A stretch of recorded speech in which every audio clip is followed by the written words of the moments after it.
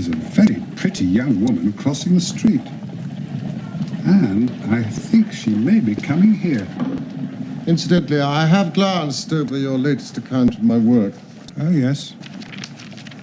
Honestly, I cannot congratulate you upon it. Detection is and ought to be an exact science. Observation, deduction, a cold, unemotional subject. You have attempted to tinge it with romanticism, which has much the same effect as if you'd worked a love story or an elopement into the fifth proposition of Euclid. Who can that? There's a young lady to see you, Mr. Holmes. It's Mary Morstan. I have no recollection of the name. You come this way. Don't go, Doctor. I may need you. I was right.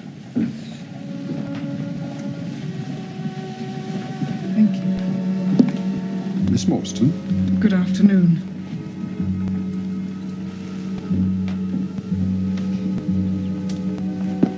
I've come to you, Mr. Holmes, because you once enabled my employer, Mrs. Cecil Forrester, to unravel a minor domestic complication. She was much impressed with your kindness and skill.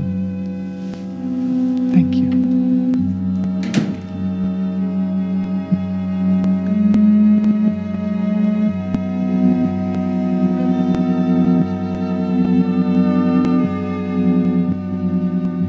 I can hardly imagine anything more strange, more utterly inexplicable than the situation in which I find myself. State your case. You will, I'm sure, excuse me. If your friend would be good enough to remain, he might be of inestimable service to me. Of course.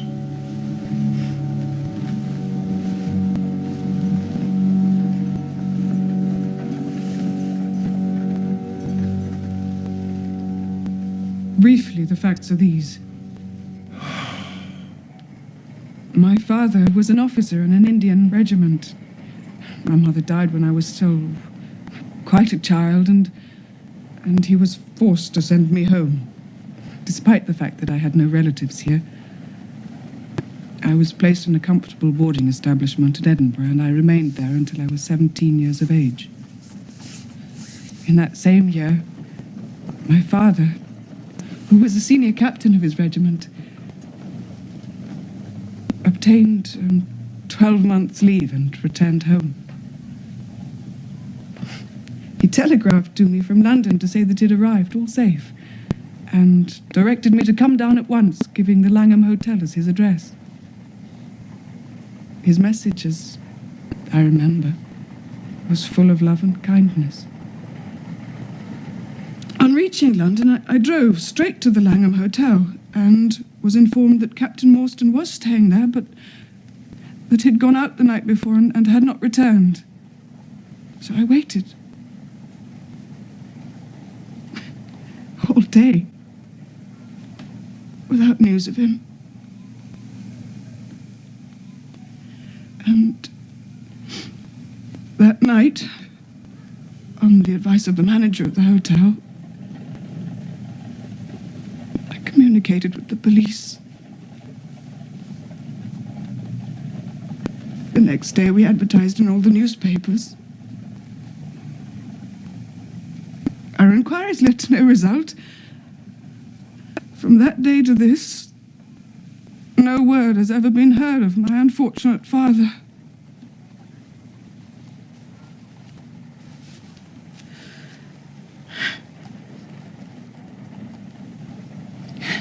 He came home with his heart so full of hope to find some peace, some comfort, and instead,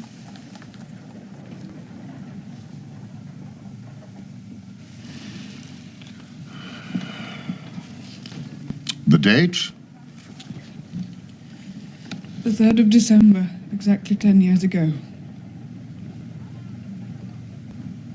His luggage? Remained at the hotel. Oh, there was nothing in it to suggest a clue. Some clothes, some books, and a considerable number of curiosities from the Andaman Islands. My father had been one of the officers in charge of the convict guard there. Watson, this place is a mess. Had he any friends in town? Only one, that we know of. Major Sholto of his own regiment. The 34th Bombay Infantry. We communicated with the Major, of course, but he did not seem to know that his brother officer was in England. It's a singular case.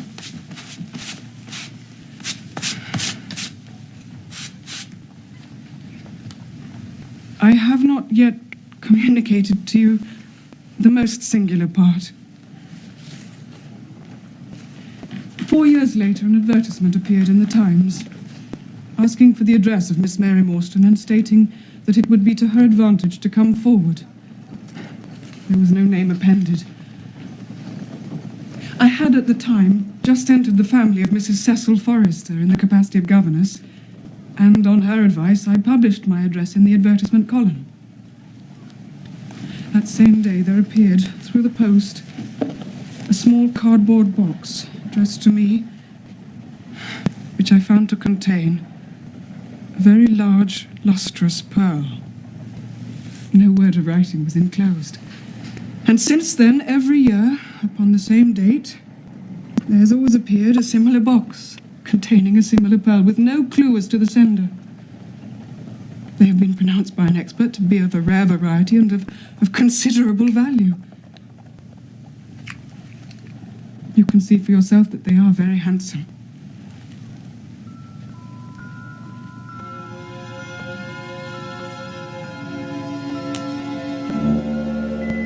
Your case is most interesting. Something else has occurred to you. Yes, and no later than today. That is why I have come to you. This letter arrived through the post this morning, which you will perhaps read for yourself. Envelope, please. London postmark, October 7. Man's thumb mark on corner.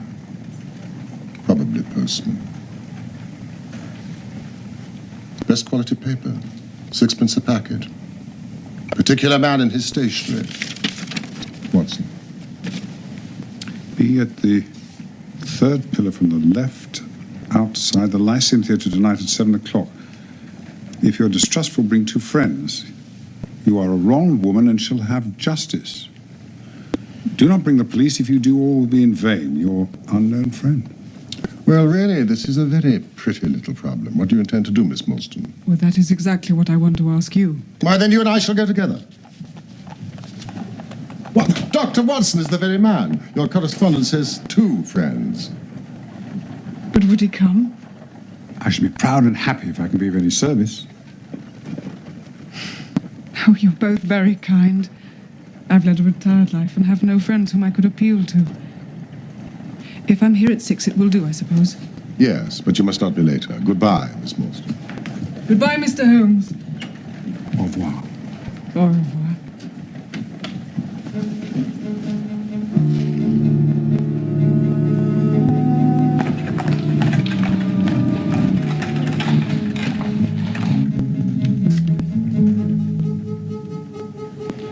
Bye, Flower, dearie. Bye, Flower. Bye, Flower, dearie. Excuse me.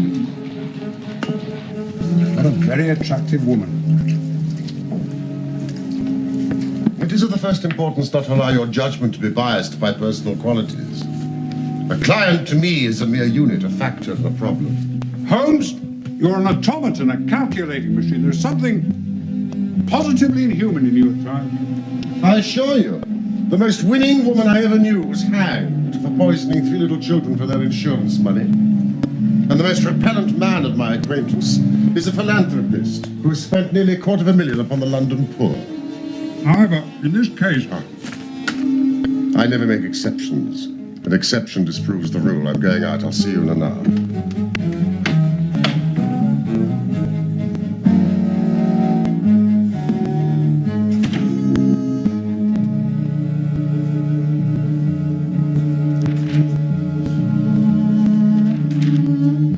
Had he any friends in town? Only one that we know of. Major Major Sholto of his own regiment.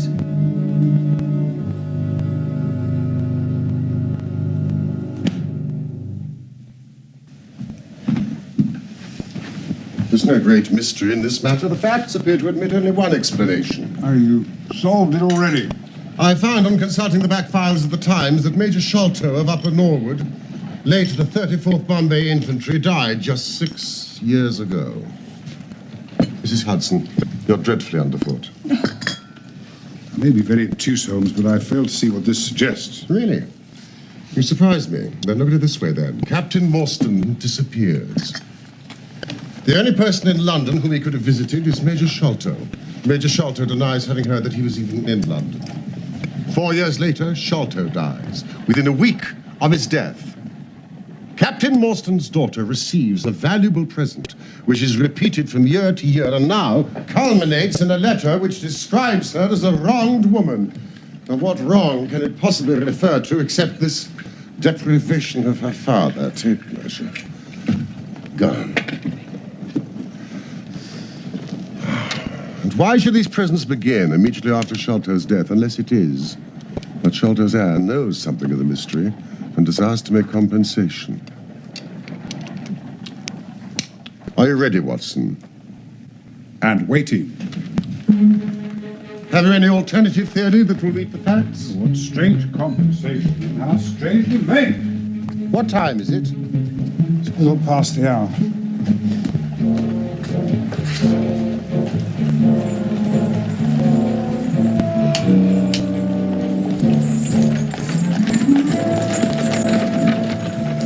Evening, Robert. Evening, sir.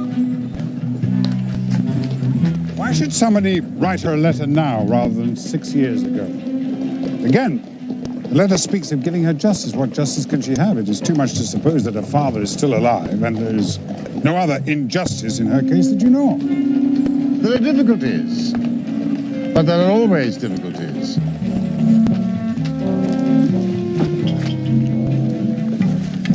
Good evening, Mr. Holmes. I do hope I'm not Good late. evening.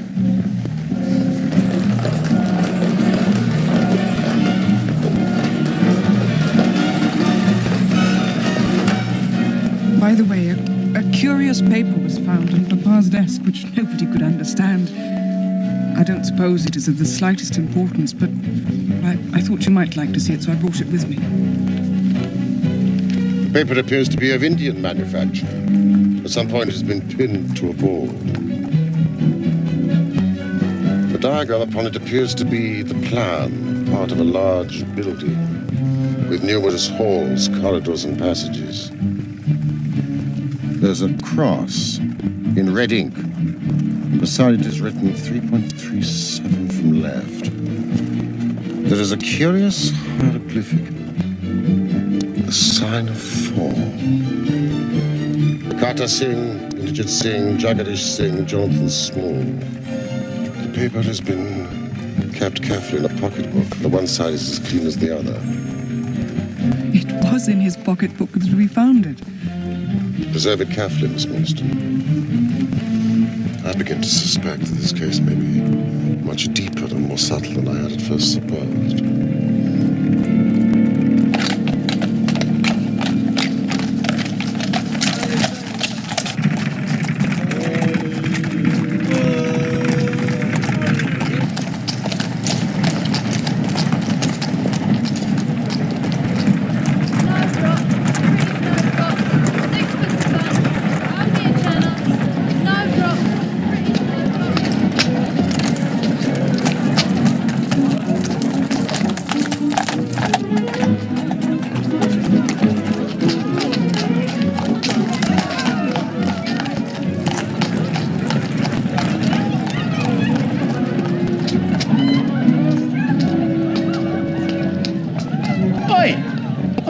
You come with Miss Morstan?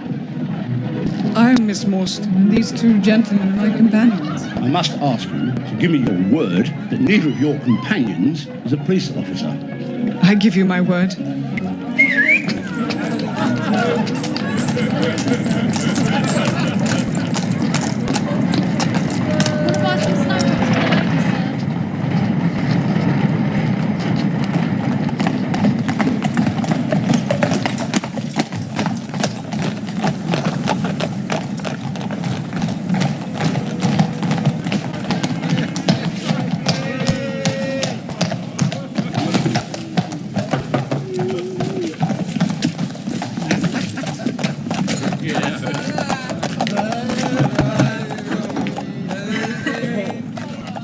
Sahib awaits you. Show them in, Kit Mudga. Show them straight in to me.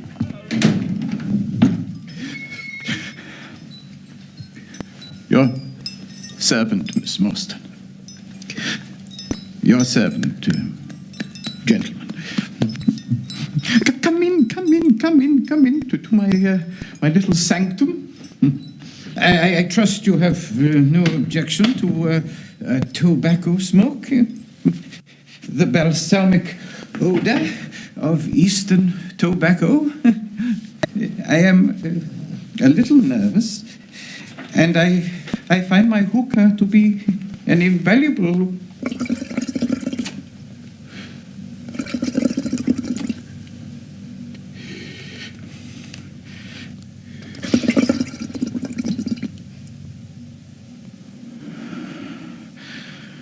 Sedative. You will excuse me, Mr. Sholto, but I am here at your request to learn something which you desire to tell me. It is getting very late, and I should wish the interview to be as short as possible. Well, it must take some time. For we have to go to Norwood to see Brother Bartholomew. We must all see if we can get the better of Brother Bartholomew. He is angry with me for taking the course that has seemed right to me. You cannot imagine what a terrible fellow he is when he is angry. If we are to go to Norwood, it would perhaps be as well if we were to start at once. No, that would hardly do. I don't know what he would say if we came upon him in that sudden way. No, I must prepare you by showing you where we all stand. To each other. I must lay the facts before you, as I know them myself.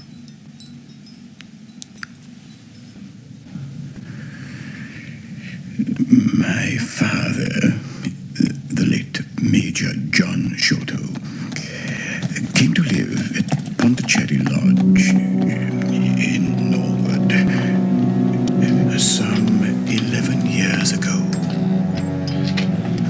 He had prospered in India and brought back with him a considerable sum of money, a collection of valuable curiosities, and a staff of native servants. With these advantages, he lived in great luxury. My brother and I were at university at the time. We did know, however, that some mystery, some positive danger overhung our father.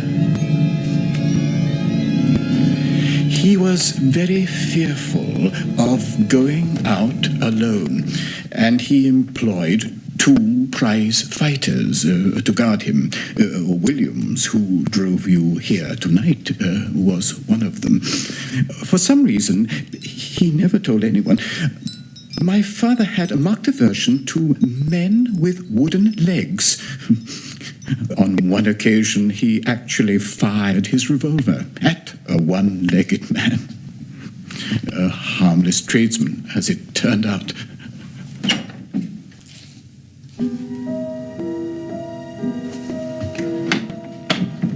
Yes, I remember we had to pay a considerable sum to hush it up. Then, suddenly, my father received a letter. It was obviously a great shock to him.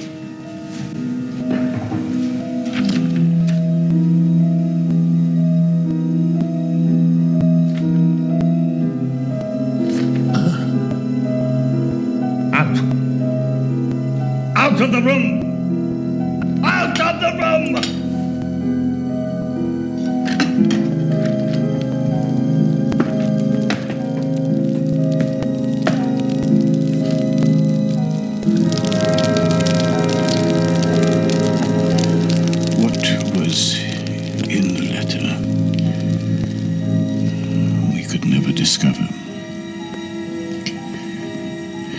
For years, my father had suffered with an enlarged spleen, and from that moment on, he became rapidly worse. And one night, the doctor informed us there was no hope, and that he wished to make a last communication to us. My dear son,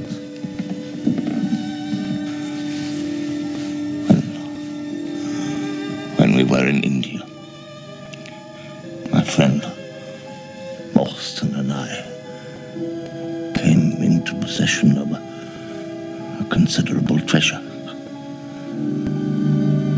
I brought it home with me to this house,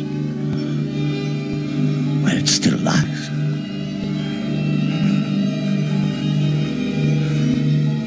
On the day that Morstan arrived home from the east, he came straight to this house to claim his share. We gave our word, Sholto. A promise! We gave our word and our oath. Dabbling man.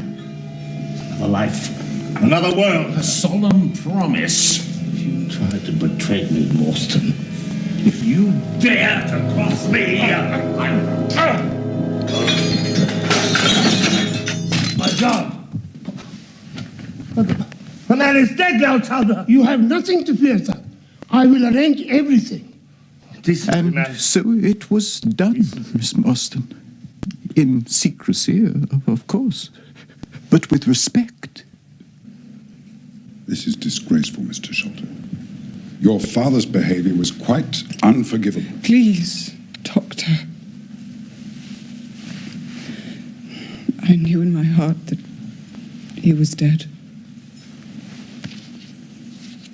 My father was not a well man. I'm only glad he did not suffer. You're very brave, Miss Morstan. What concerns me now is the reason for this quarrel. I cannot imagine how my father came to be involved with that treasure. I'm afraid that is not clear to me, Miss Morstan. I can only tell you my father's instructions concerning it. My Even those treatment levels were understood. poor Morstan's awful.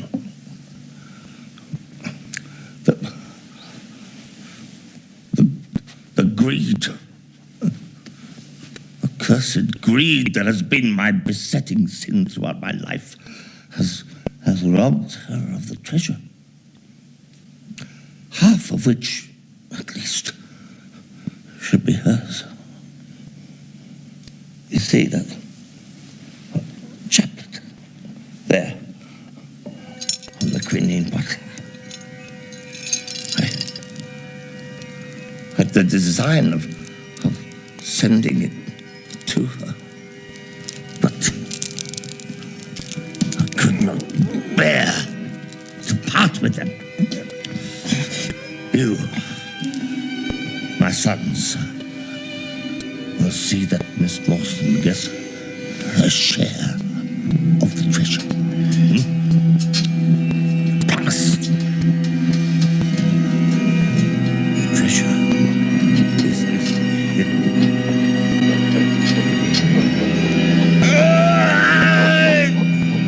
Get him away! For Christ's sake, get him away! We ran to the window and out into the garden, but the intruder was gone. My father was dead.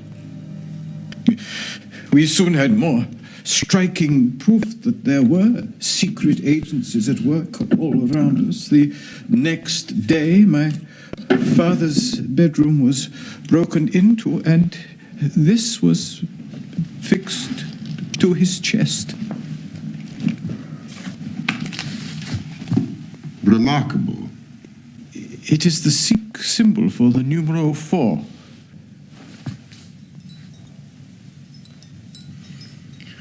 what the paper means and who our secret visitor or visitors were, we never found out.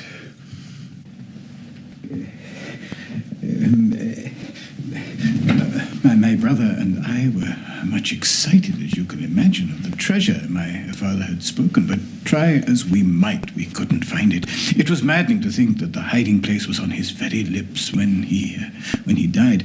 We could judge the splendor of the riches by the chapelet that he had taken out. The pearls were evidently of great value, and my brother was averse to part with them, for between friends, he was a little inclined to my father's fault, and it was all I could do was to persuade him to allow me to send Miss Morstan a detached pearl at regular intervals so that she would not feel destitute. It was a kindly thought. Oh. It was very good of you. Oh, well, we were your trustees. That was the way I looked at it, although my brother did not altogether see it in that light. We had plenty of money ourselves. It would have been in such bad taste to have treated a young lady in so scurvy a fashion.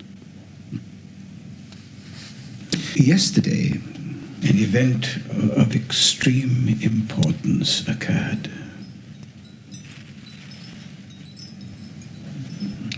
We found the treasure.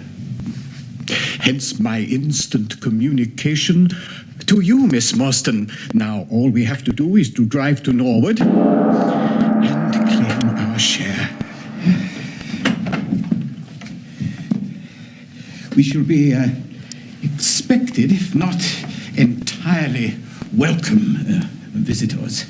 You have done well, from first to last, Mr. Sholto.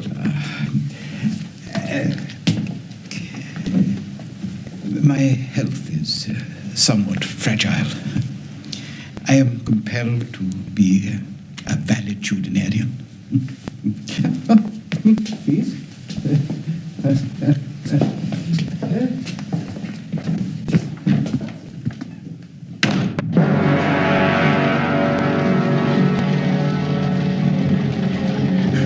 We dug up every inch of the garden without discovering anything. Brother Bartholomew is such a clever fellow. Do you know how he found out where the treasure was? Tell me. He made measurements everywhere, all along the top, along the side, inside, and he found out he was 4 foot out at the top. We found our father had made a false room, and so we smashed through the lath and the plaster, and there was the treasure chest lying across the rafters. He has computed the value of the treasure to be more than 500,000 sterling. Mrs. Bernstone. Mrs. Bernstone's the only lady in the house. Wait here.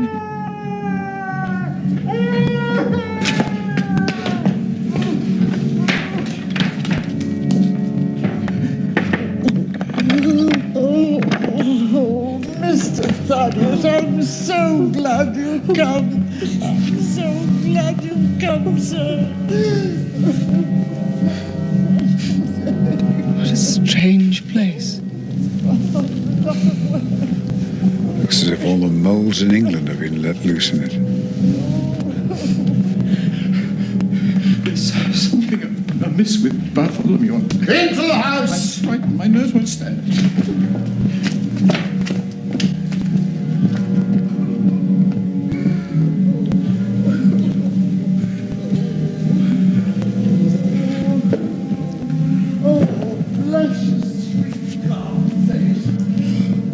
I've been sorely tried this day.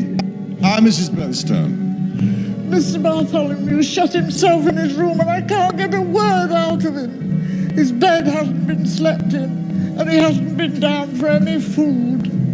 I dare not disturb him at his work. You know what he's like when it's at his work. Look after him, Miss Morstan.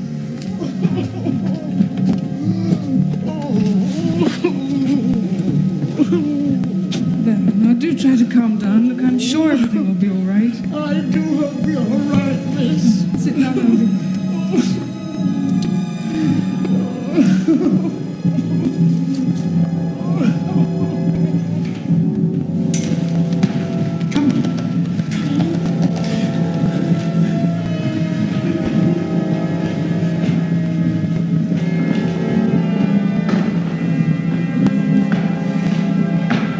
Which is the door?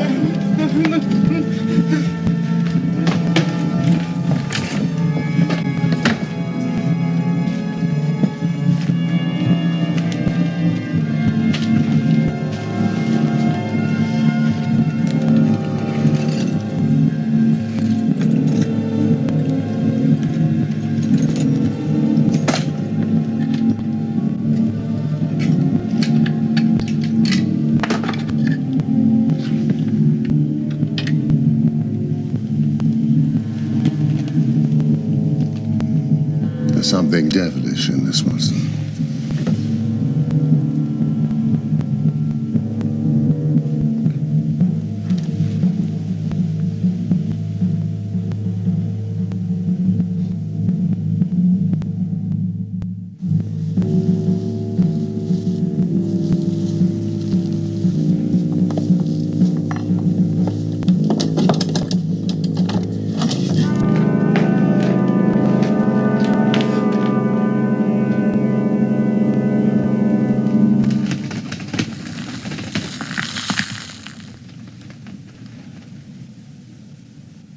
The sign of 4. Again. What in God's name does it mean? It means murder. We brought the treasure down there last night. We put it there. Now it's gone. What time was that? I don't know. 6 or 7 o'clock. I heard him lock the door after I left. Must have been the last person to see him alive. And now he's dead.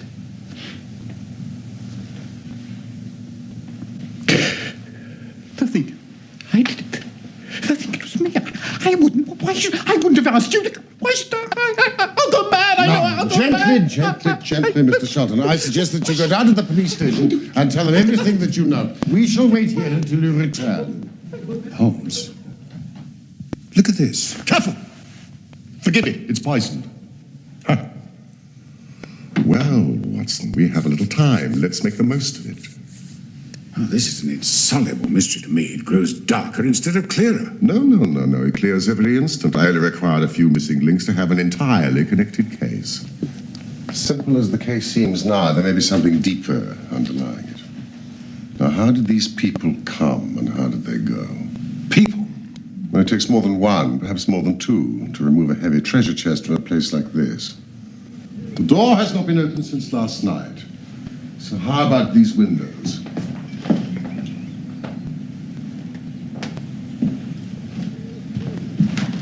Snibbed on the inside. No hinges, therefore. Roof quite out of reach, no drain pipe near. And yet someone has entered this way. Look, Watson. See that scuff on the sill?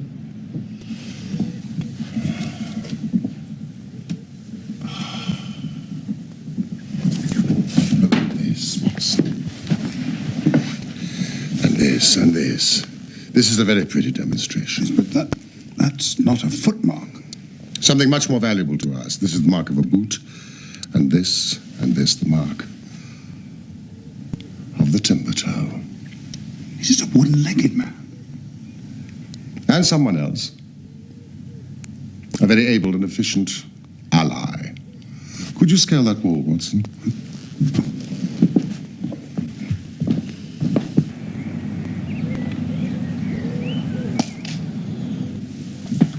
Absolutely impossible. Unaided it is so, but suppose you had a friend who lowered you this good stout rope, securing it first to this ring. I think if you were an active man, you'd be able to swarm up, wooden leg and all. You would depart, of course, in the same fashion, and then your friend would Pull up the rope. Close the window, snip it on the inside, and depart in the manner he originally came. Well, the thing grows more unintelligible than ever. How about this mysterious ally? How did he get into the room? Yes, this ally. He lifts this case from the regions of the commonplace. But the door is locked, the window inaccessible. The grate's too small. How then? You will not follow my precept. How often have I said to you that once you have eliminated the impossible, whatever remains, however improbable, must be the truth.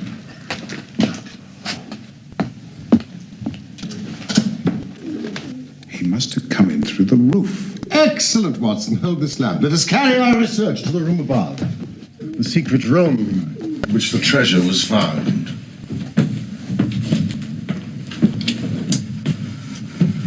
The skylight.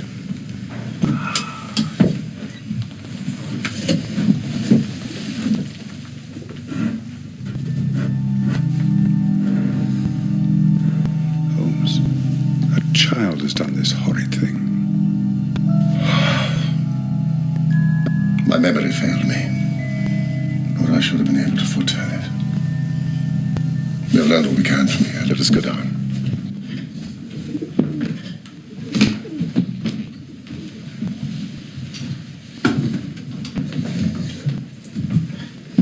What is your theory about those footmarks?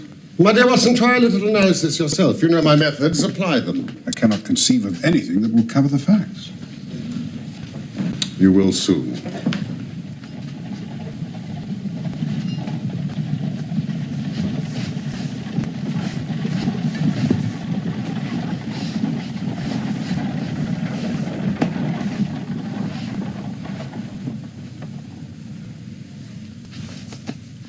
We're in luck. Our little ally has trod in the creosote. Oh, you're fond of animals, I see. Yes, very good. Lovely fun. Well, quite a nice little place you've got here. Indeed. That is the accredited representatives of the Lord, unless I'm very, very much mistaken. Now, Watson, before they come, what do you make of this poor fellow? The muscles are as stiff as a board. A state of extreme contraction, far exceeding the usual rigor mortis. Quite so. Coupled with this distortion of the face, the Hippocratic smile. Greaseless Sadonicus, as the old writers call it. What would that suggest to your mind? Death from a powerful vegetable alkaloid, some strychnine-like substance that produces tetanus.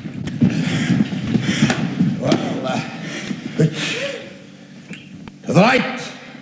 Come along, gentlemen, to the right. Up this stair.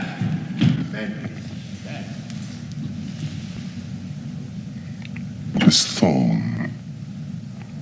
Not an English thorn.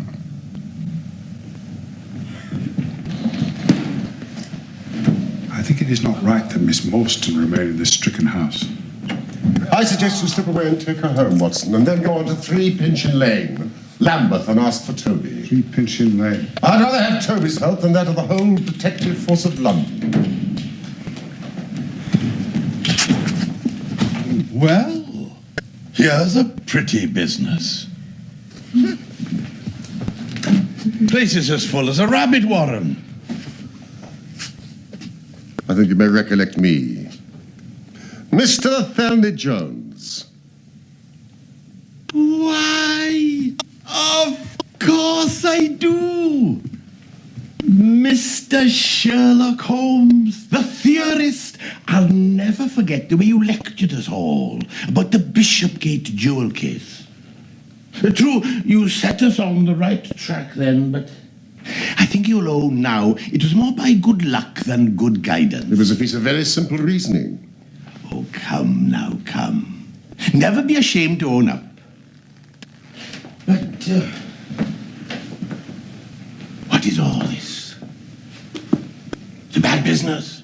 Bad business. Stern facts here. No room for theories. It's lucky I happened to be up in Norwood on another case when I got the message. How do you think this man died? No, this is not a case for me to theorize over. No. Still, we can't deny you hit the nail on the head sometime. Door locked, I understand. Jewels worth a fortune missing. How were the windows? Fastened, but there was a footstep on the sill. Windows fastened, nothing to do with it. It's common sense.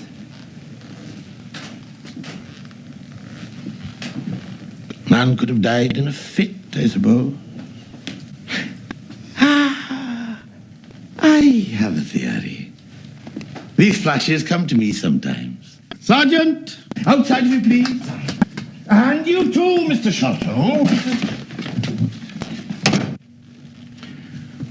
What do you think of this, Holmes? Sholto has confessed he was with his brother last night. Brother dies in a fit. Sholto walks off for the treasure. How about that? Whereupon the dead man very considerately gets up and locks the door from the inside. Aye. There's a flaw there somewhere. Let us apply common sense to the matter. They were brothers. There was a quarrel. Brother Bartholomew, dead. Jewels, gone. And Master Thaddeus, evidently in a disturbed state of mind. His appearance, well, not attractive. You see, I'm weaving a web around Thaddeus. The net begins to close upon him. Jones, that splinter, which I firmly believe to be poisoned, that card and that curiously shaped instrument were lying there on the table. Confirms my theory in every respect. The house is full of Indian curiosities. All points to Thaddeus. But how did he escape? There is a trapdoor in the roof, Sergeant. Pray ask Mr. Sholto to step this way. You see, facts are better than theories, after all. My view of the case is confirmed. There is a trapdoor communicating with the roof, and it is partly open. It was I who opened it. Mr. Thaddeus Sholto, it is my duty to inform you that anything you say will be taken down and may be used in evidence against you. I arrest you in the Queen's name as being concerned in the death of your brother. Didn't I tell you? No, don't trouble yourself, Mr. Sholto. I think I can engage to clear you of this charge. Don't promise too much, Mr. Theorist. You may find it a harder matter than you think.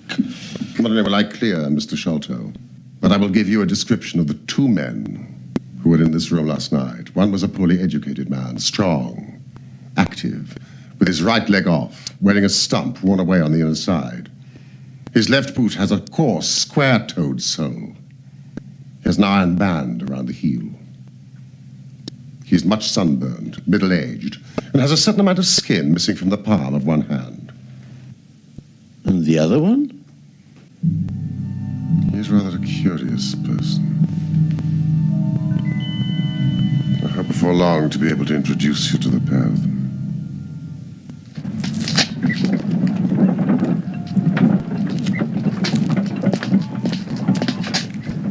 Watson, go to 3 Pinchin Lane, Lambeth, and ask for Toby.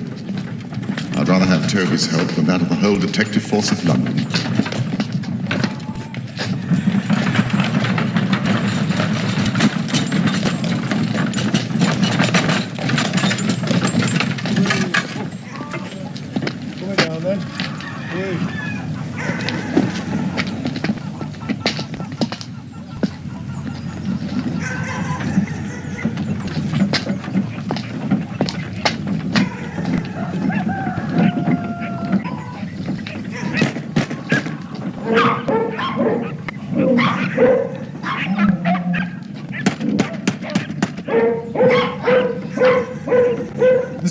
Toby!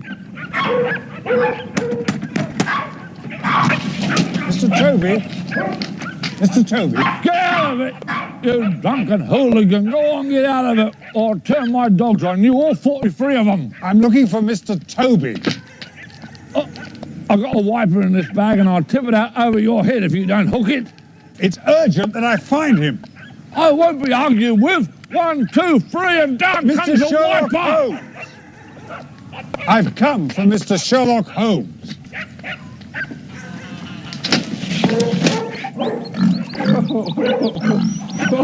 Mr.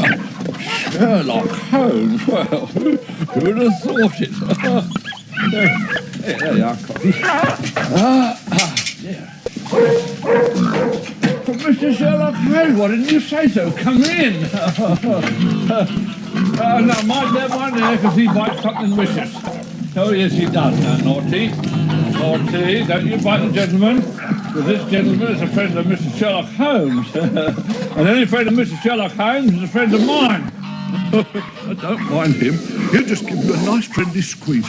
I'll give him the run of the room because he keeps down the Beatles, something beautiful. Now, what did you say Mr. Sherlock wanted? Toby. Toby? Yes, Toby. Oh, well, Toby's number 7 there, along on the left. Here, you give him these, and Toby will go along with you as quiet as a lamb. Hey, Toby, wake up, come on. There's work for you to do. A gentleman come here to see you. Toby, come on. That's He does make me laugh sometimes, this Toby.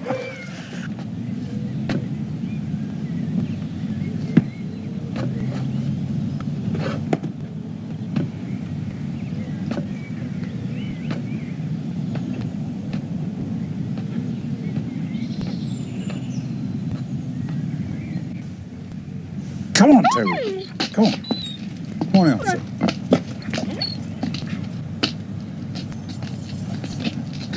Watson! It's all right, officer. It's Mr. Holmes. Coachman. Come on, Toby.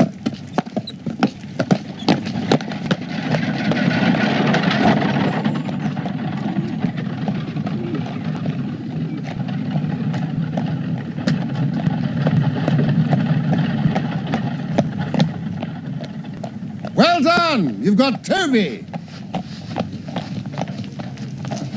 Come on. Well, here comes Blondin. I'm coming down.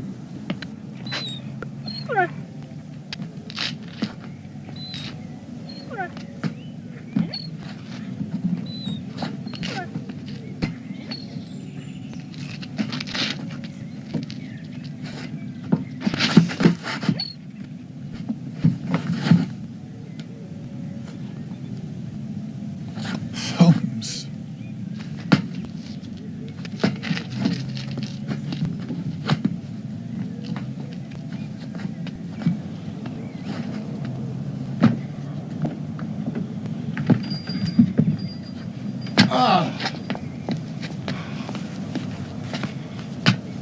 Look at these, Watson.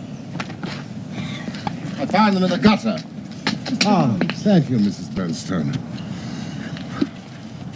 Do you smell the creosote? Othello Jones arrested not only Thaddeus, but the gamekeeper, the gatekeeper, and 2 of the Indian servants. I was lucky to escape myself. What hellish thing? Watson, are you on for a bit of a trudge? Of course. You and Toby, game as they come when there's a good holding scent. Now, find him. Go, Toby. Splendid. Seek, Toby. Seek. Go seek him.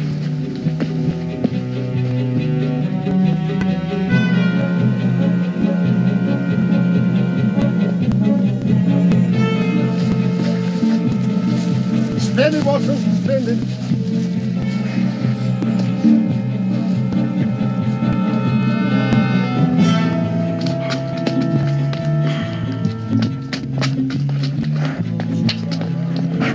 Lucky the rain has stopped. The scent will lie on the road in spite of their start.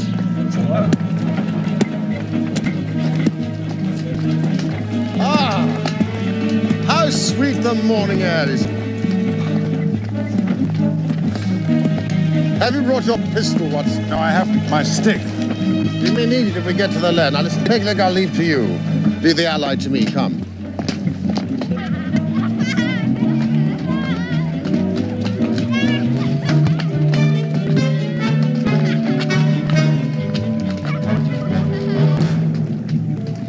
Now, what the deuce is the matter with the dog?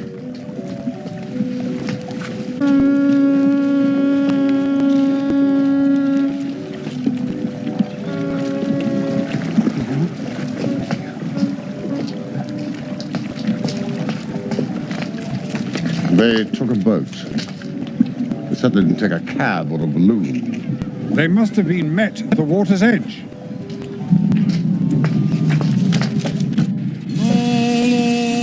Toby! Toby! Toby!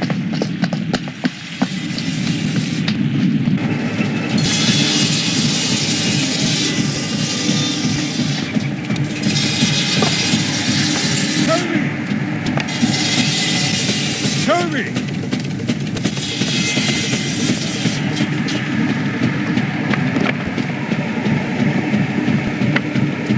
He's lost his character for infallibility. No. Toby's not to blame. Those barrels are filled with creosote. The scent is divided. So, like good huntsman, Watson, we must cast the dog again and find the true one. Toby! Toby!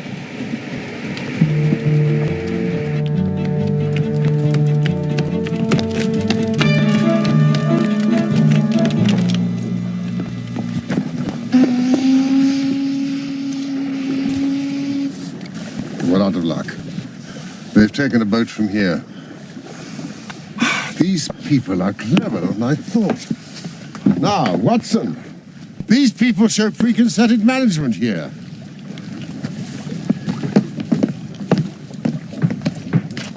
Mordecai Smith.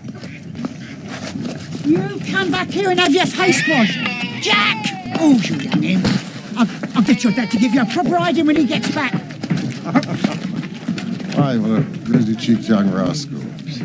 Is there anything you'd like, Jack? I'd like a shilling.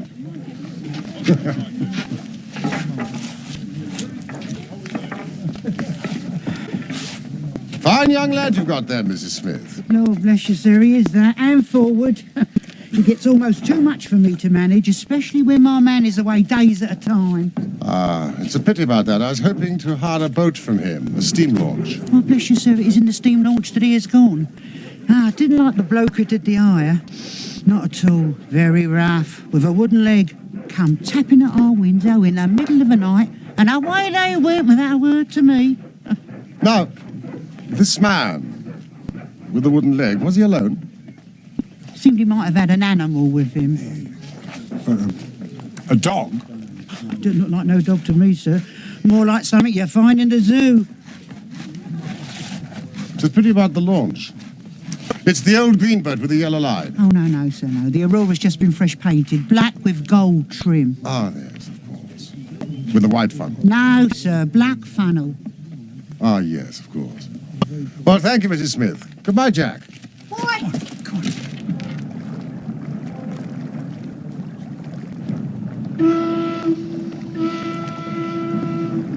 The main thing with people of that sort is never to let them think their information is of the slightest importance to you. If you do, they will instantly shut up like an oyster. Well, our course seems pretty clear now. What did you do then? Get on the track of the Aurora. It would take days, if not months, to search every wharf and landing place and yard between here and Greenwich. What do you propose? As our quarry has no reason to fear that he's being hunted, I propose first of all a bath, and shave, and then a good meal, and then some hours of sleep. At the same time, mobilizing the Baker Street division of the detective police force. In other words, the irregulars.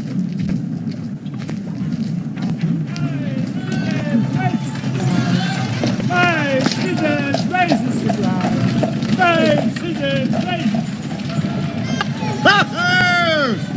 Oh, Oh, the energetic Jones and the ubiquitous reporter have fixed up the case between them. Watson, look at this. Here.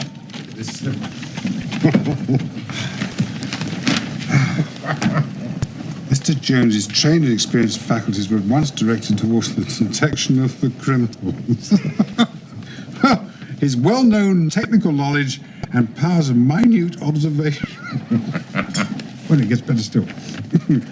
The prompt and energetic action of the officers of the law shows the great advantage of a single, vigorous, and masterful mind.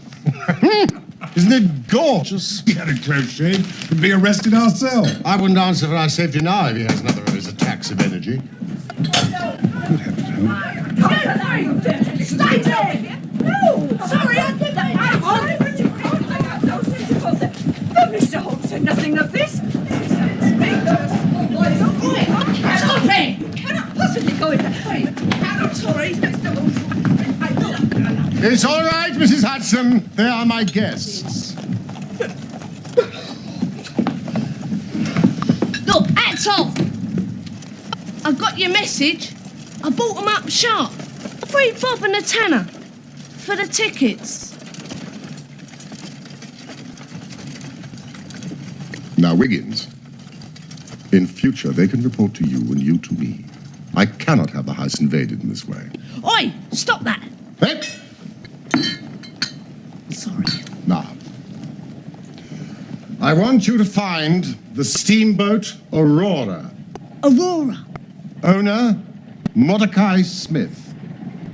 Black with gold trim. Richmond to Gravesend, both sides of the river. Right, sir. How much? Old scale of pay.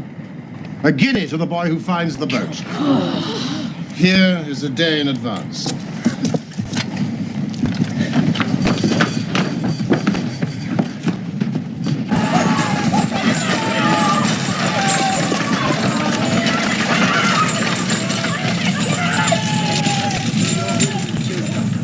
If the launch is above water, the irregulars will find her. They can go everywhere, see everything. If our man had an easy task, this of ours ought to be. Wooden-legged men are not so common, and this other man must be unique. The Aborigines of the Andaman Islands may perhaps claim the distinction of being the smallest race upon this earth. They are a fierce, morose, and intractable people. They're capable of forming the most devoted friendships when their confidence has once been gained. They have always been a terror to shipwrecked crews, braining the survivors with their stone-headed clubs, or shooting them with poisoned arrows. These massacres are usually concluded by a cannibal feast.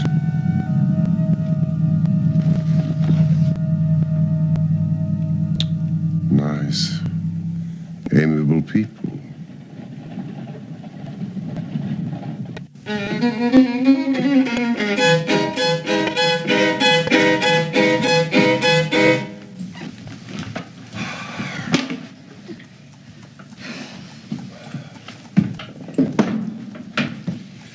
And what time would you like your dinner, Mr. Holmes? 8:30, the day after tomorrow.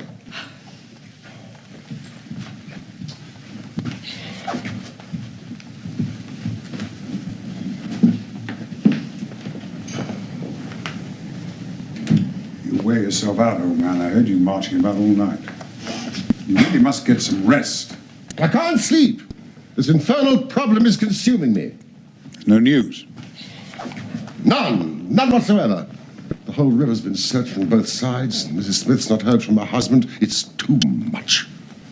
To be balked by so petty an obstacle when all else has been overcome.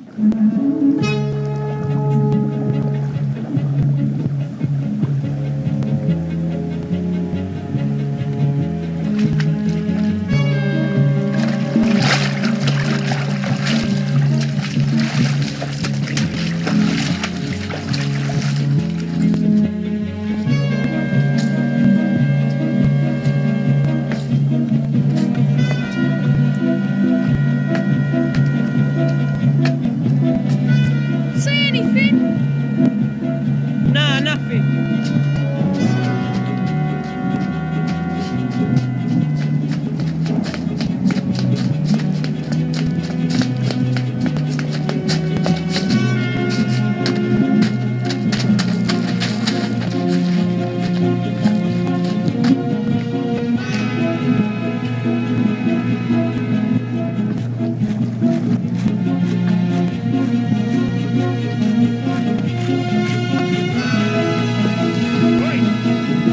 Shovel!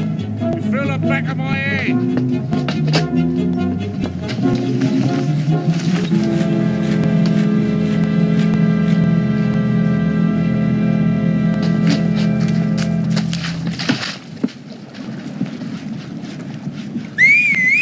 I won't tell you again, boy. Oi!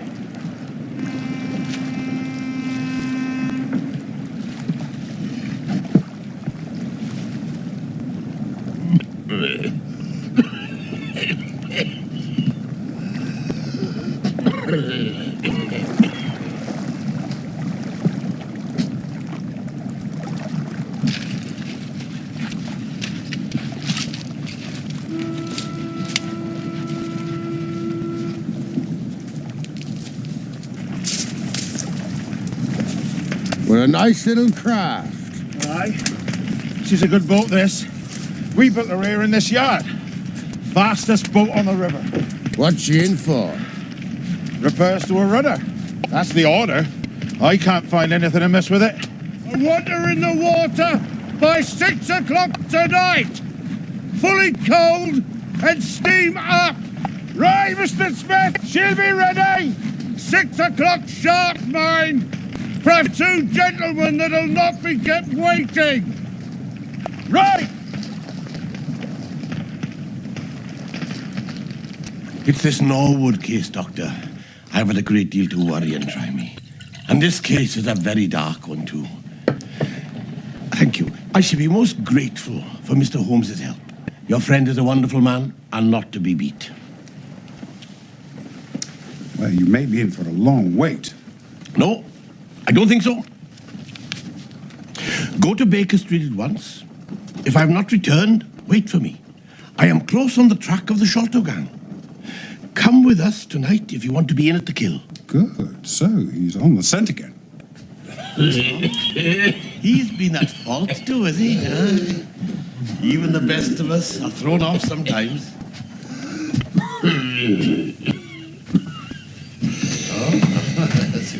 Yes? Sherlock Holmes. What is it? Are you Mr. Sherlock Holmes? No, but I'm acting for him. I've come about this. Well, if you have any information, you may give it to me. There's a reward. Is that about the steam launch Aurora? I'm telling no one but Mr. Sherlock Holmes. No. Come inside. I'm a police officer. You look like one. No, you will be recompensed for your loss of time. You will not have long to wait. Sit down. Cigar, Mr. Jones. Oh, thank you very much.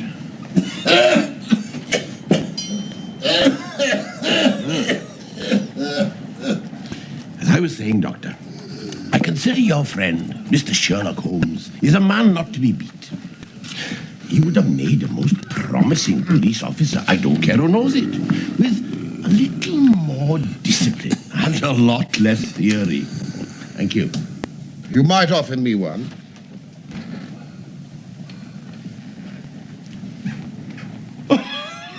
You rogue, you would have made an actor, and a rare one. You had the proper workhouse cough. And those weak legs of yours, they were £10 each. A police officer, I'm flattered. Jones, I shall need a police launch at the Westminster Steps. The fastest you have. 2 stout men, yourself, myself, Watson, all of us armed. That is easily arranged. I will telephone the local station.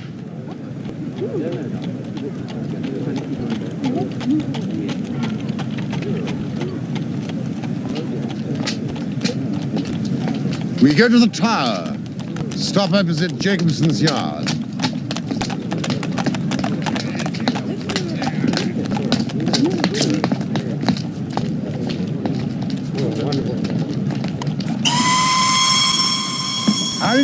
seen the Aurora then? Well, I reasoned that the launch couldn't be far off in spite of its invisibility. So, gentlemen, where could it be?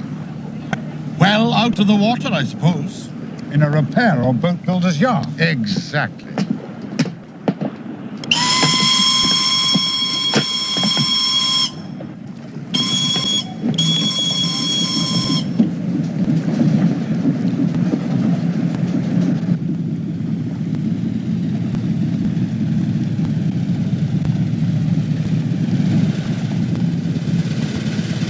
One of my boys is waiting by the yard to give us the signal. You've planned it all very neatly, Mr. Holmes. But if the affair were in my hands, I should have a body of police in the yard and arrested them when they came down.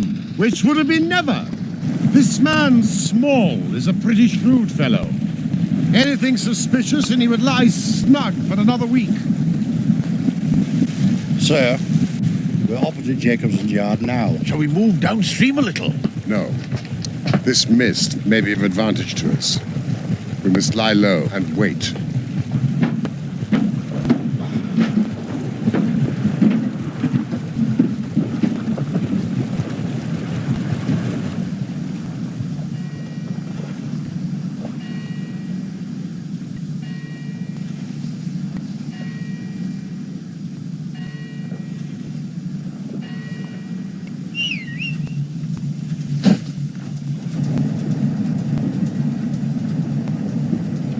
Your boy's signaling! I can see it plainly!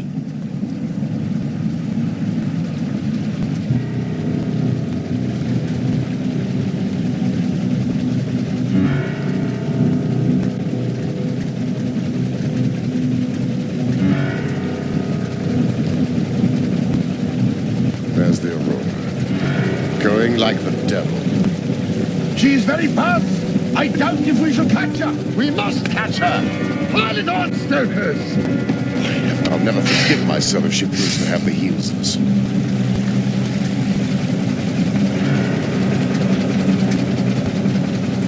Faster! Faster! This is the fastest boat they've got!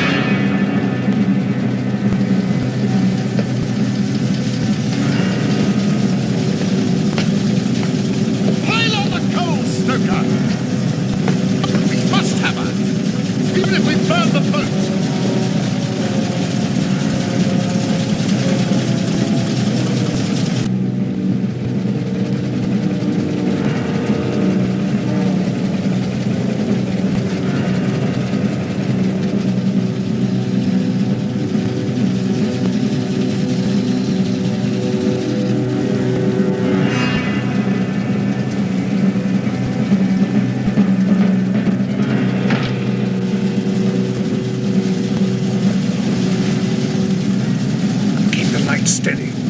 I can almost make out his companion.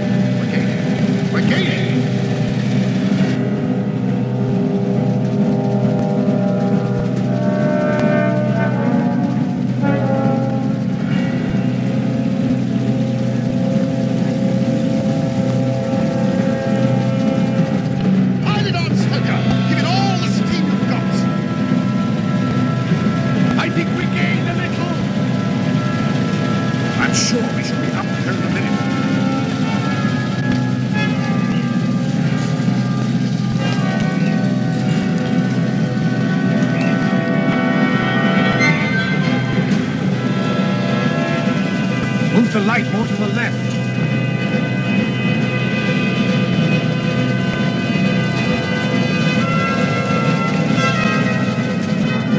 Keep it steady.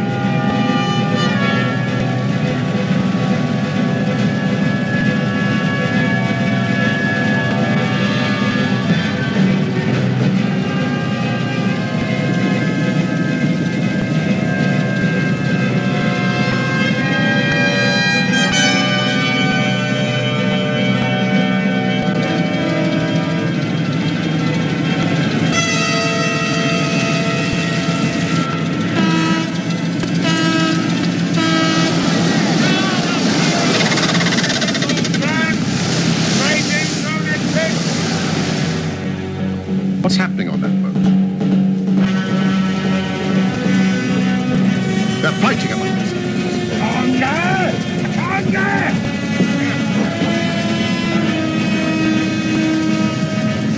Peg left. Stop! Police! Heave to! Don't go burning hell! Stop! We're on our side of fire! What's the difference? Look.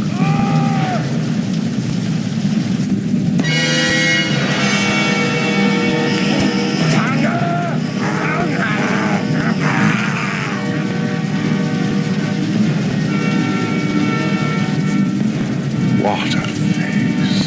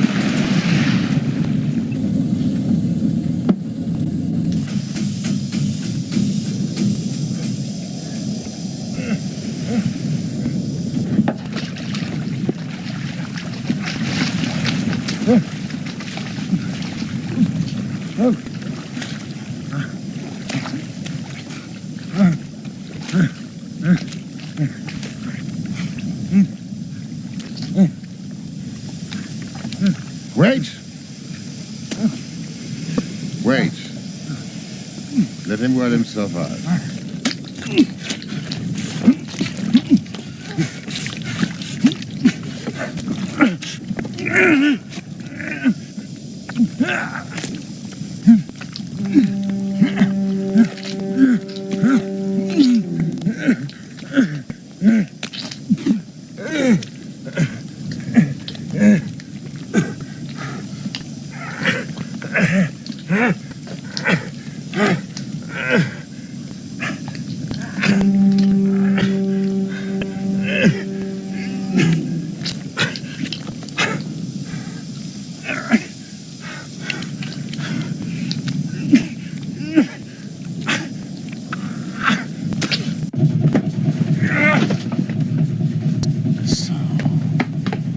Jonathan Small.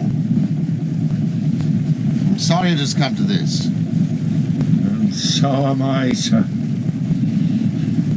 And I give you my word, gentlemen, I never laid hands on young Mr. Sholto. Of course you didn't.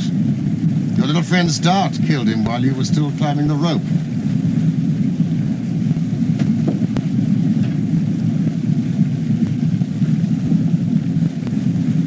You speak as if you were there, sir.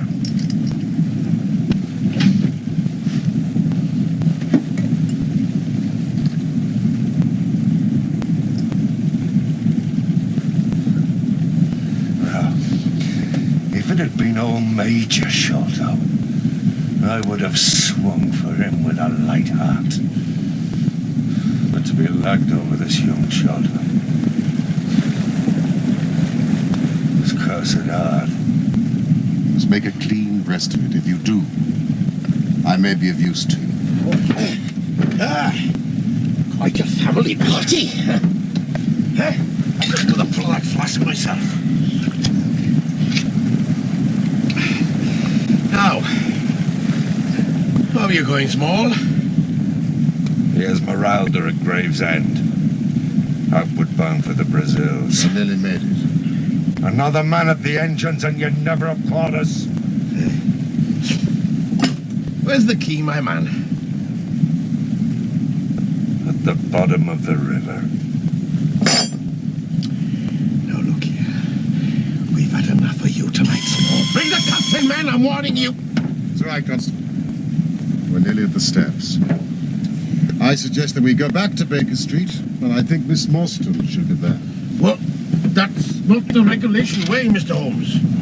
Well, I can at least promise you a nice, warming drink. Very well, gentlemen.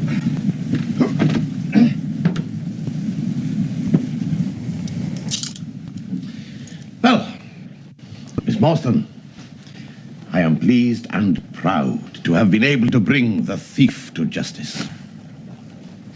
Justice? A pretty justice. Whose loot is this if it is not ours? Where is the justice that I should give it up to those that have never earned it? You forget, Small, we know nothing of this matter. We cannot tell how far justice may have originally been on your side.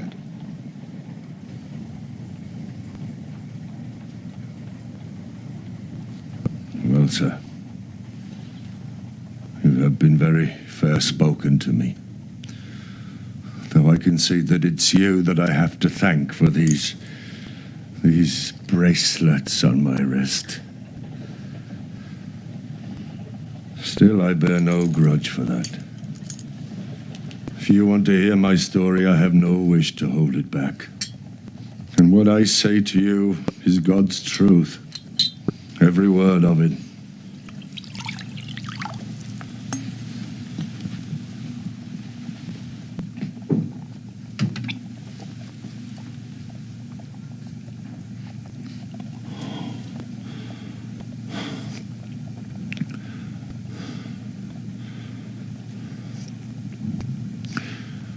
When I was a lad, I took the Queen's shilling and was posted out to India with the 3rd Buffs.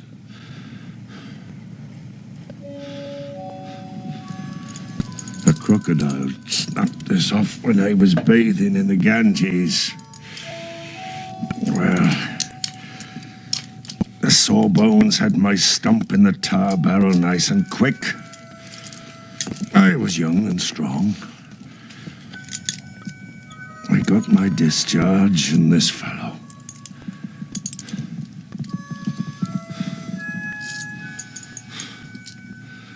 He's been a good support to me. So there I was, a cripple at 20. But I liked it out there. So I found myself a job as an overseer on an indigo farm. I was on horseback all day, so that was fine. But I was never in luck for long. Without a note of warning, the great mutiny was on us. I came back to the farm one evening to find my master and all his family had been murdered. I didn't wait. By that same evening, I was in the ford of Agra. the nearest city still held by the British. The old Fort of Agra. It's a queer place. Huge. It's full of passages and ruins.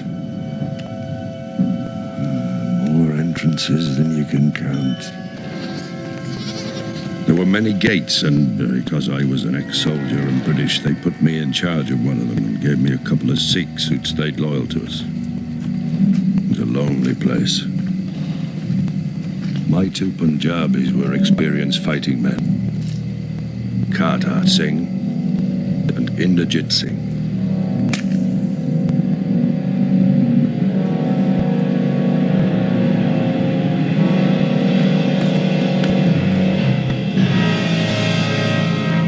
Rebel.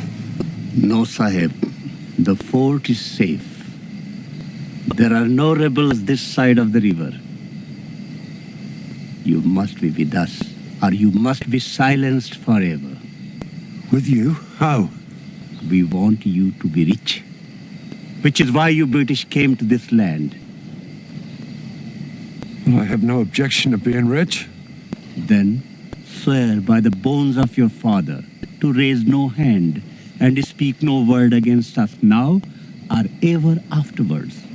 Then you will have quarter of the treasure. But there are only 3 of us. Jagdish Singh, my foster brother, he must have his share. There is no time, Sahib. Decide. Well, provided the fort is in no kind of danger, I swear. What would you have done, Mr. Holmes? I strongly suspect I'd have done exactly as you did. Yes, I know the Sikh. He's not a man to be trifled with. One of their local Rajas, richest creases, of course, he'd gone in with the rebels. But he wanted to hedge his bet, just in case the British came out on top. So he made a plot to get half his treasure hidden in the fort of Agra, sending one of his men with it in the guise of a merchant. And Jagdish Singh, Kartar's brother, to be the guide. They come to challenge him, Sahib, in the usual way. Give him no cause for the fear. What then? We will do what has to be done.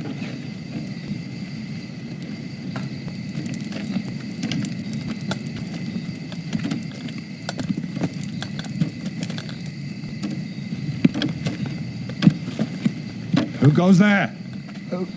Friend, Sahib. Advance and be recognized.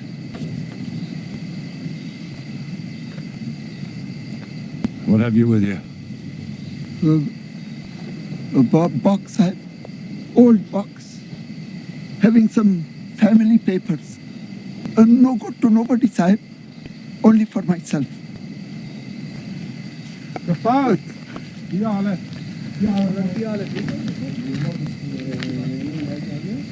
Sahib, I am no ordinary beggar. You will have money, Sahib, and Governor Sahib also.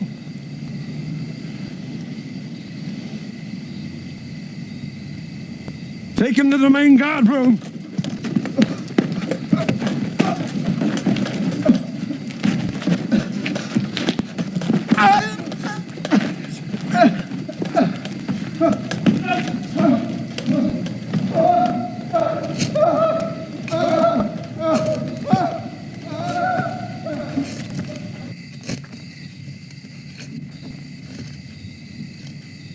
Never was a man more compassed round with death.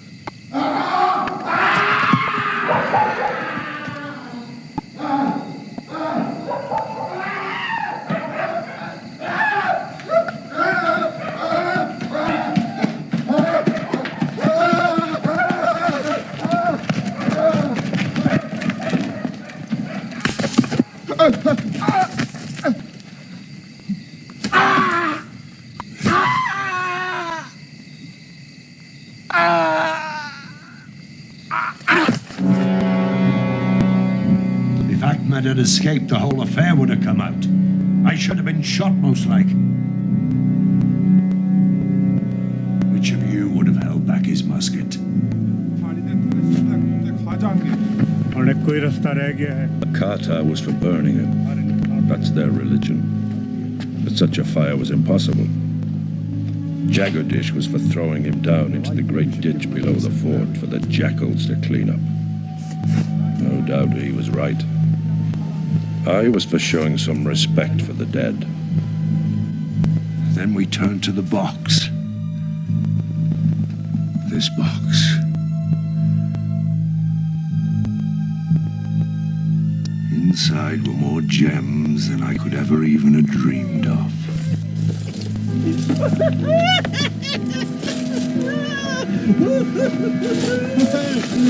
143 diamonds of the first water, including the Great Mogul, the second largest stone in existence.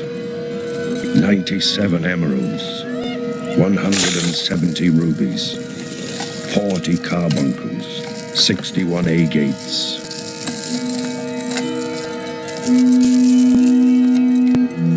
Jagadish was right. It was a great mistake you made, burying the body as you did.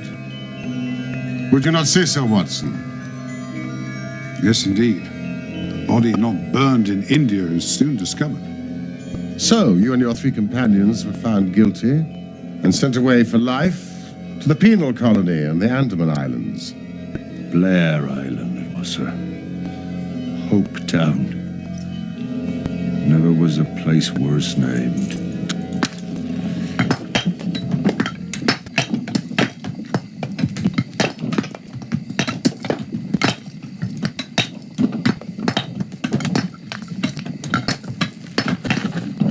It was a place to sweat, a place to rot, a place to die. And I sweated there year after year, until your father arrived, Mr. Austin. Corporal! You will not maltreat the white prisoner. If it happens again, you'll be court-martialed.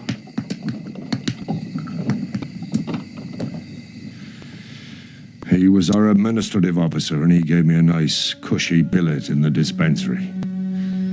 He was as good and kind a Christian gentleman as I ever come across. And I hold no grudge against him. Oh, you, miss.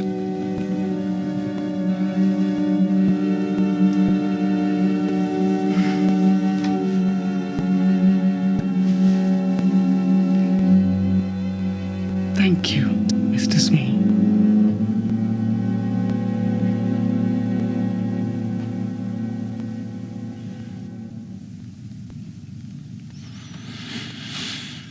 Well, as I sat thinking about the treasure, I could see all the officers and the prison officials at their drinking and their gambling. Major Sholto never had much luck. Night after night, he was the loser. Some people are born like that. It's all up with me, Mawson. I'm ruined. I shall have to send in my papers. I don't suppose you could manage another couple of hundred, eh? I've had a pretty nasty facer myself. And I've a daughter back home to support. And I've got 2 wretched sons. Ruined, eh? Damn pity. So, you decided to approach your benefactor, Captain Morstan. He was often in the dispensary. The tropical climate didn't agree with him. His heart was weak and his blood was all poisoned. Knowing that he would wish to share any arrangement with his friend, the officer in command, Major Sholto. Yes, sir. It seemed the safest way. It is your own private concern, over which, of course, you have the power of disposing as you think best. Thank you for that advice, sir. Thank you indeed. But the fact is, being in the position I am, I need help. What sort of help? I need a partner. Well, I'm sure Major Sholto and myself would like to help you. If we could. We could at least talk about it. That is, of course, if we can agree as to terms. There's only one bargain a man in my position can make.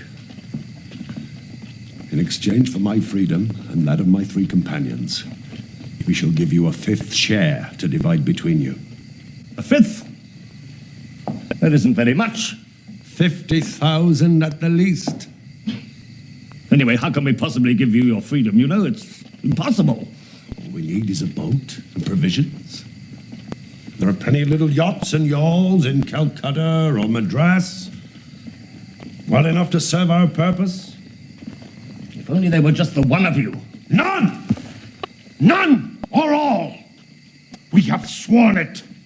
The 4 of us must always act together. Now, calm yourself, Shota. Calm yourself. Calm yourself. Think about it, man. Think about it. Small is a man of his word. He will not abandon his friends. I think we may very well trust him. We met the next morning in the small hours. I had our written agreement in every detail. We, being officers in the army of Her Majesty Queen Victoria, We, being officers in the army of Her Majesty Queen Victoria, do swear on the Holy Bible that this agreement will always remain sacred and binding to us. do swear on the Holy Bible that this agreement will always remain sacred and binding to us. I gave each of them a plan showing the position of the treasure. Look at that. Now that brings back memories. Shota took the next boat to India, found the treasure, and took it back with him to England. Yes. When we had the news, Captain Morstan was as angry as I was. He swore to me he would go home and settle the matter with Sholto.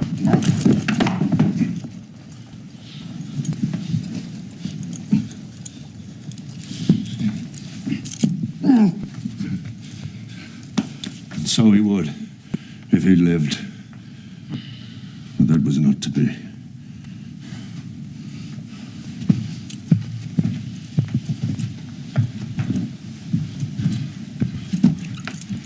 From that day, I lived only for vengeance.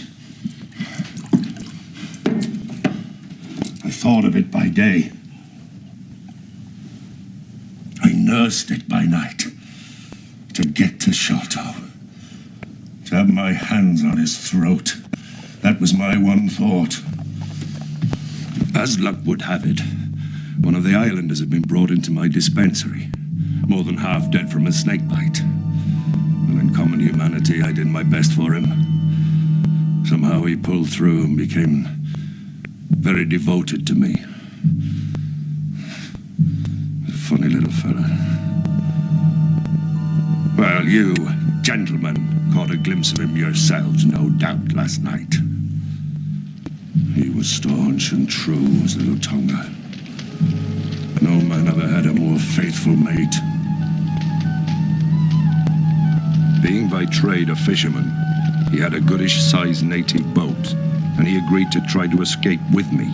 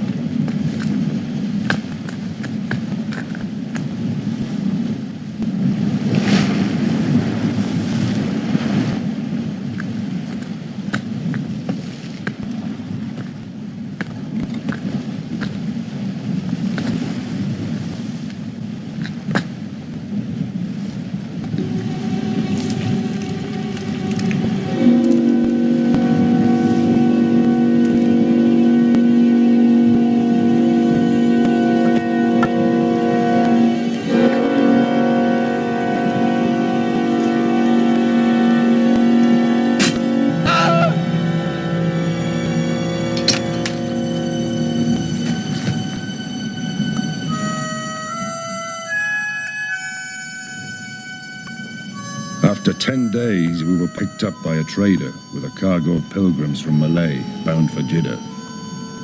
After many months, we worked our way across the world to London. A remarkable account. And now I think Miss Morstan might like to see the great Agra treasure, which will surely make her one of the richest young ladies in England. Watson? There's no key. I'm sure our old poker will oblige.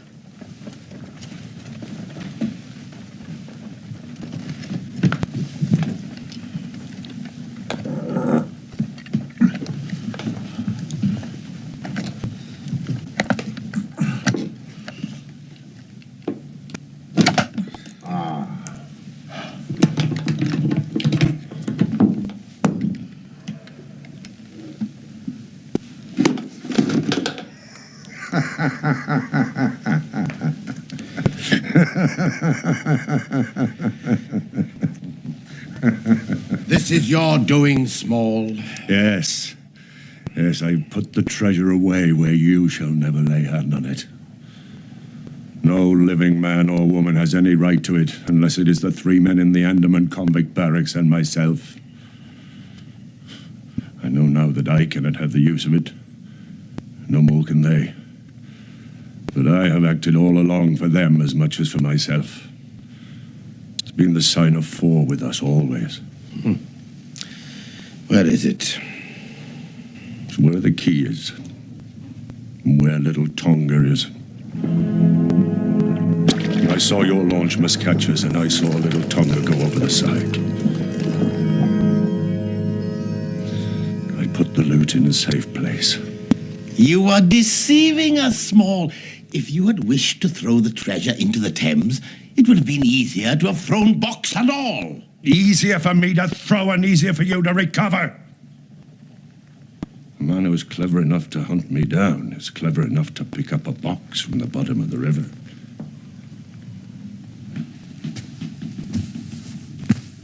I am sorry. Oh, I'm glad the treasure is lost. It's been nothing but a curse to every man who has owned it. An early death to my poor father. And slavery for life to me and my companions. I spent the first half of my life digging a breakwater in the Andamans. And I'm likely to spend the other half digging ditches on Dartmoor. Well, Holmes, duty is duty, and I've gone rather far in bringing him here. I shall feel more at ease when I have our storyteller here under lock and key. I am obliged to you for your assistance. Good day to you, Dr. Watson, Miss Morstan.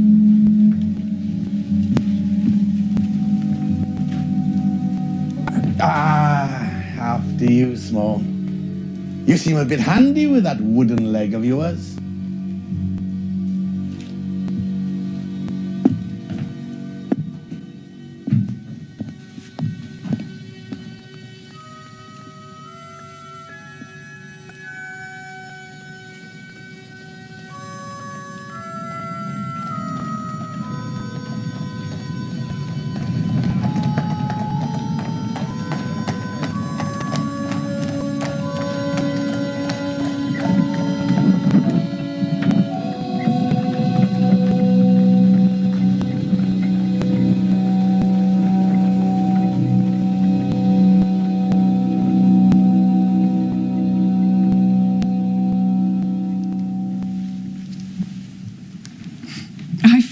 Ashamed that you, Mr. Holmes, and you, dear Dr. Watson, have had to put yourselves into such peril on my behalf. Oh, that's all over and forgotten.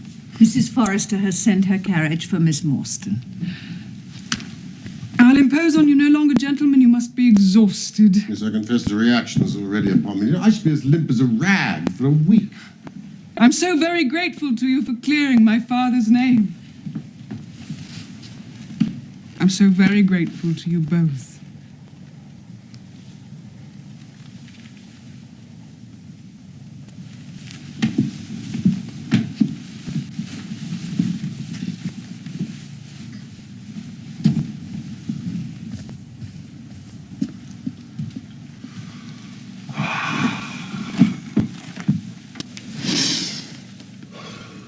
seems so unfair. You've done all the work in this business, and Athelney Jones gets all the credit. What remains for you?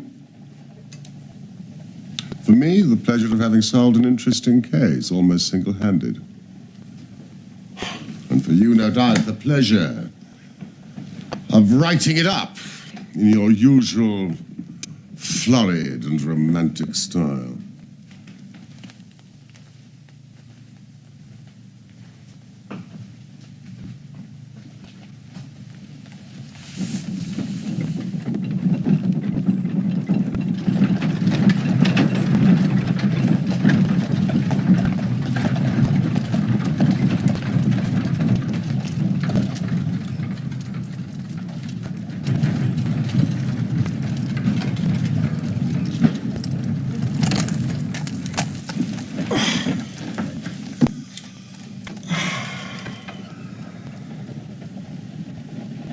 What a very attractive woman. Was she? I hadn't noticed.